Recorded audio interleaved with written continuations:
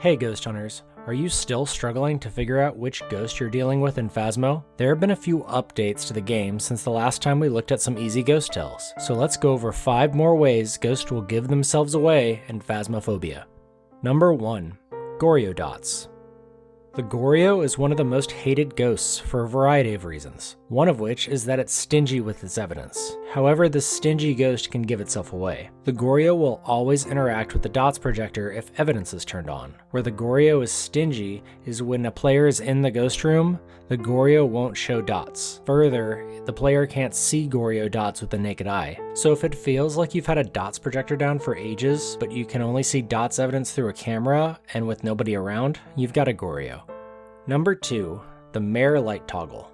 Many players know that the Mare likes the dark. It is more likely to hunt in a dark room, and it's not even able to turn on lights or the breaker. The Mare is so afraid of the light that there's a chance it will give itself away with a knee-jerk reaction. When the player flips a light switch on, there is a small chance the Mare will flip the light back off almost instantly. This will even work if the breaker is off. It will not work if you spam the light switch, however. So every time you enter a ghost room, switch the light on and see if the Mare will flick it back off and give itself away.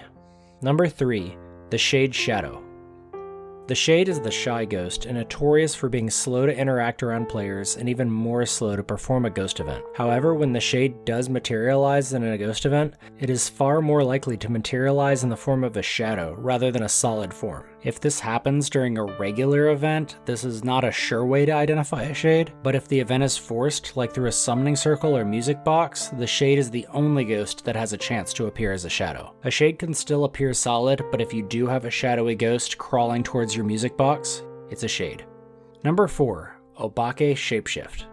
We've covered the Obake 6-fingered handprint in a previous video, but because of an update, it has a new tell. During a ghost hunt, all ghosts will flash in and out of visibility, some at different speeds. The Obake, when flashing, visible and invisible, has a slight chance to morph into a different ghost model for one of its flashes. It does this frequently enough that you should see it at least once per hunt. So if you're brave enough to try to loop a ghost around a table, you can wait for it to shapeshift. It might just be an Obake.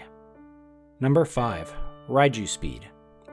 The Raiju is a ghost that gets energy from electronic equipment that the player brings onto the map. This can affect the ghost's behavior in a few ways, one of which is the speed that it hunts. If you notice the ghost seems fast when it's around your electronics during the hunt, try turning them off.